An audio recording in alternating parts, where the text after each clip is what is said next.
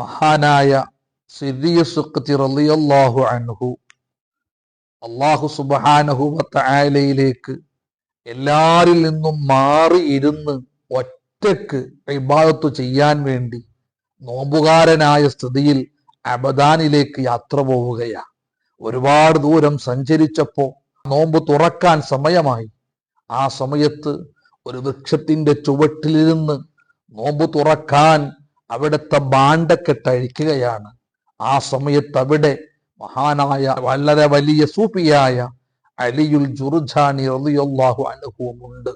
അവിടുന്ന് തന്റെ ഭാണ്ഡക്കെട്ടിൽ നിന്ന് ഉണങ്ങിയ റൊട്ടിയും അത് മുക്കി കഴിക്കാനുള്ള ഉപ്പിനായുള്ള ഒരു പാനീയവും എടുത്ത് പുറത്തു വെച്ചപ്പോ അലിയുൽ ജുർജാനി റളിയല്ലാഹു അൻഹു ചോദിക്കുന്നുണ്ട്, അല്ലയോ സിദ്ദീഖ്, ഇത്ര സുഭിക്ഷമായ ഭക്ഷണമാണോ അങ്ങ് നോമ്പ് തുറക്കാൻ ഉപയോഗിക്കുന്നത്?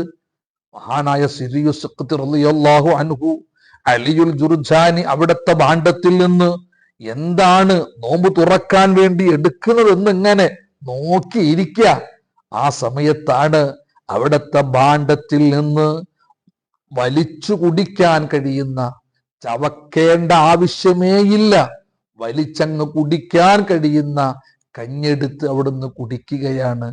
ആ സമയത്ത് സിദ്ദീഖ് റളിയല്ലാഹു അൻഹു മഹാനായ അലിയുൽ ജുർജാനി റളിയല്ലാഹു അൻഹുവിനോട് ചോദിക്കുന്നുണ്ട്, അല്ലയോ അലിയുൽ ജുർജാനി, ഇങ്ങനെ ഒരു ചവച്ചരക്കാൻ ഒന്നുമില്ലാത്ത, വലിച്ചു കുടിക്കാൻ മാത്രമുള്ള ഈ കഞ്ഞി കൊണ്ട് നോമ്പ് തുറന്നാൽ ക്ഷീണമുണ്ടാകില്ലേ?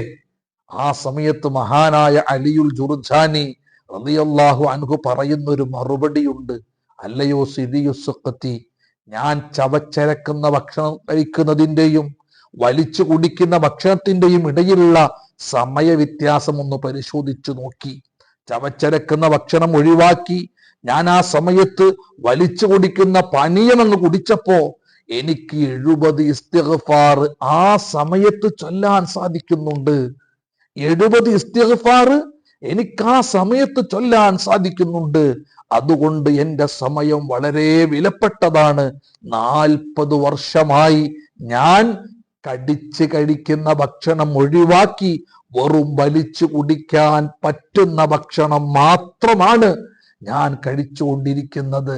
കാരണം എൻ്റെ ജീവിതത്തിൽ, നമ്മുടെ ജീവിതത്തിൽ ഒരു സെക്കൻഡ് സമയം നഷ്ടപ്പെട്ടു പോയാൽ ആ സമയത്തിനെ വീണ്ടെടുക്കുക എന്നത് നമ്മളെ കൊണ്ട് സാധ്യമല്ല.